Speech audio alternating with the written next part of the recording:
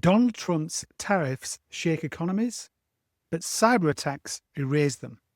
A new world order is emerging, one marked by growing volatility and uncertainty. As geopolitical tensions rise, active cyber warfare between nations is no longer a distant threat. It's already taking root. And make no mistake, businesses won't be spared. In this era of digital conflict, corporate networks are just as likely to become battlegrounds as government systems. Now more than ever, the demand for strong business-focused cybersecurity leadership is greater than ever. So let me explain with a little bit of context, and then we'll get into it. And to be clear, this is not a political statement. It's about you and some strategic choices you'll need to make now. A single breach can wipe out an entire country while the world sleeps.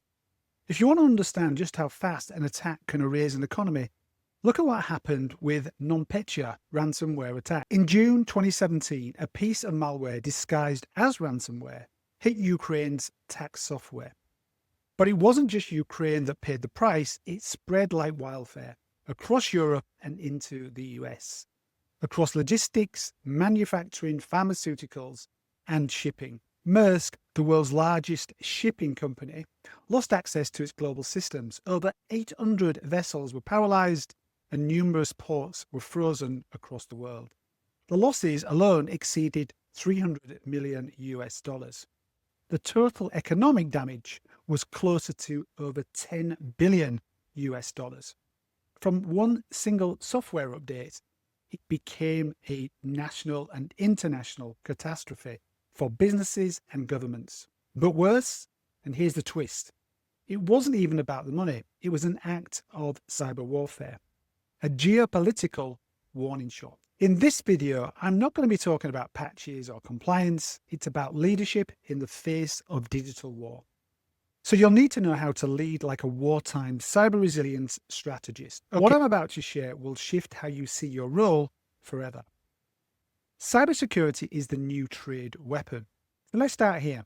When a country launches tariffs, it's not just about economics, it's about power. With the stroke of the pen, supply chains break, markets crash, and entire industries move continents. CEOs scramble, boards panic, and headlines begin to explode. But cyber attacks, they don't come with headlines. They come with silence. They don't negotiate, they infiltrate. They don't announce, they detonate. Both tariffs and cyber attacks shift the balance of power, one through politics, the other through code. And if you're leading cybersecurity today, you're not defending systems, you're navigating global risk. You're in the arena with economists, trade ministers, and national defense advisors. You just happen to speak the language of digital infrastructure. So let me give you 5 battleground strategies born from tariff warfare that every cybersecurity leader must now master. Because if you treat cyber like another risk, you'll lose the real war. Strategy number 1. Small moves, global chaos. One tariff can break a $1 trillion supply chain. One vulnerability can collapse your entire business before sunrise. Now let's make this real. A government adds a 10% tariff on imported semiconductors. It looks small, but a line in a document. But what happens next? Chip shortages, product delays, factory relocations, new compliance regimes, and eventually price hikes for consumers, all from one policy. So now let's shift this to cyber. A phishing email with ChatGPT tools can fool your staff into thinking it's a legitimate email. Anyone could fall for this. A link in the email is clicked, and the threat actor downloads malware into your systems to target vulnerable high-value systems that are not protected by multi-factor authentication.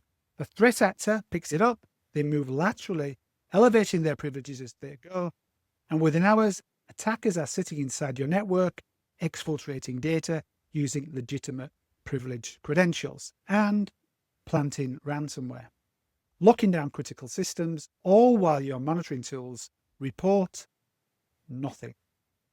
So here's a real-world example. Remember the Colonial Pipeline attack? One password, one vulnerable entry point. It disrupted nearly half of the fuel supply chain to the eastern US.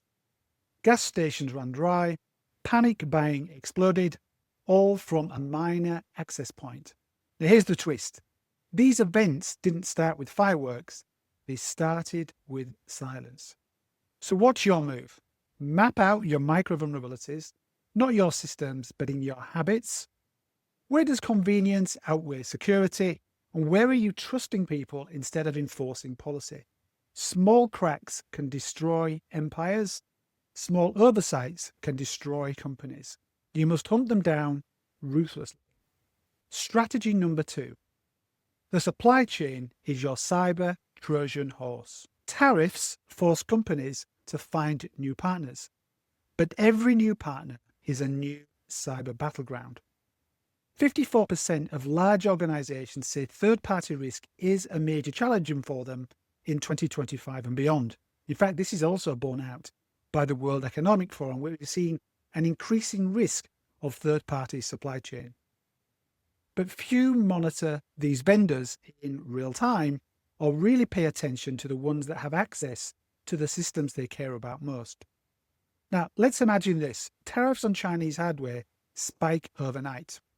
Global electronics manufacturers switches suppliers fast. Now there are components that come from 4 different countries, each with different laws, vendors, and compliance standards. What the CFO sees as cost savings, what the CISO see is chaos. Every supplier adds new access points, another data flow, another network connection that wasn't there yesterday. This is your cyber Achilles heel. The real cause. Look, SolarWinds breach shook the world. It didn't begin with an attack on a specific company. It started with a trusted IT tool used by thousands of organizations and governments and Fortune 500 companies around the world for managing their critical infrastructure. When SolarWinds was compromised, the attackers had a silent backdoor pass. For months, they moved undetected, and by the time it was discovered, sensitive data was stolen, networks were infiltrated, and the trust was obliterated. Now here's the real danger. The board believes we are secure, but they forget your weakest link might not be inside your walls, it's your vendors. So what's your move? Forget tracking every vendor manually. Focus on the ones with access to your crown jewels, your most sensitive data, your most critical systems, your reputation. Start embedding cyber risk attestation into procurement, as in the initial stages, and the renewal cycles. And vendors must declare what they have access to, how they're going to protect it, what levels they're going to protect it, and how often they're going to protect it, and who inside their organization will have access to it. They need to be managing their cybersecurity standards to your cybersecurity standards. Then tier them based on impact potential, not just contract value, as typically happens with procurement. Those touching crown jewels, they face enhanced due diligence, annual threat simulations, mandatory breach escalation clauses, and even red team tests. But here's the truth. It's not about vendor count, it's about blast radius. And if you don't know who holds the keys to your kingdom, your adversaries will find out before you do. So, just a quick pause for a minute. If this message is resonating with you, please take time to subscribe. The bigger the subscribers, the more we get noticed, and the more inspired I'll be to produce more educational content for free. Okay, so on to strategy number 3. Cyber retaliation doesn't send a warning. Tariffs trigger political retaliation and cyber retaliation. Cyber retaliation is faster, it's meaner, and it's totally invisible. But let's be honest, your company doesn't need to be political to become a target. You could win a massive government contract, enter a competitive foreign market, just outshine a rival, and suddenly you're on someone's hit list.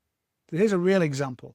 Following economic sanctions and political moves, several US financial institutions were hit with a massive coordinated DDoS attack, distributed denial of service attack, for those who don't know DDoS.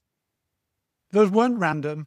They were in the form of digital retaliation designed to embarrass, disrupt, and increase costs. Now imagine this scenario. Your company acquires a strategic foreign partner. 2 days later, your email system's slow to a crawl, your customer portals lock up, and you think it's a bug, but it's a swarm of bots. Credential stuffing. Malware triggers hidden in third-party tools, no declaration, no warning, just war in the shadows. So what's your move? Well, let's run a what-if scenario if you're targeted. What-if scenario if we're breached? Run some cyber war game simulations. Coordinate with PR, legal, operations, your executive team, and have some board members in there as well, because you know the heat's going to rise. It's no longer about IT preparedness. It's a geopolitical game theory. Retaliation is part of the new world order we live in, and your readiness is your reputation. Strategy number 4. You can raise prices, but you can't buy back trust.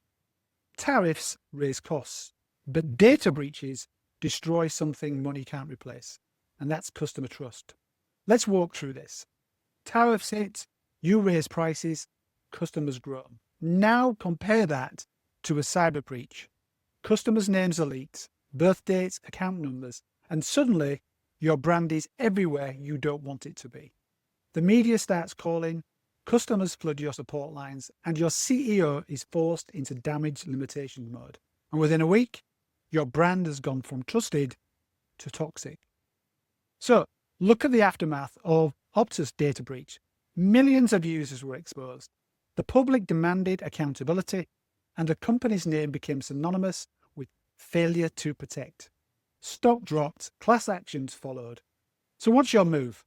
Build trust-first response strategies. Define what transparency looks like in a breach. Train executives to communicate clearly and calmly. Create a crisis narrative before you need it. Because when you lose trust, you don't just lose customers, you lose investors, you lose partnerships, you lose a seat at the board table. That's your own role, because trust has been lost in you. Strategy number 5. Cyber is no longer a cost center, it's a competitive weapon. Tariffs are designed to tilt the balance of power. Your cybersecurity strategy should do the same. So here's the truth. Most CISOs still operate like department heads, reporting incidents, requesting budget, chasing patch metrics. That's not leadership. That's maintenance. You're not just defending the castle, you are shaping the future. You are visionary. Your cyber maturity dictates what markets you can enter, what regulators approve your model, which customers sign million-dollar contracts. So here's the real evolution. Top performing CISOs today are risk translators and growth enablers, and they influence board decisions. They shape go-to-market strategies based on cyber readiness. And investors, well, they now ask about your breach history during your due diligence, and what did you do to be more proactive? So what's your move?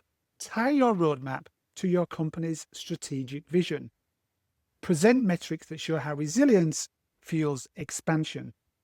Speak in time to recover, customer trust retention, and revenue continuity. Make cybersecurity a competitive moat, not a back office obligation.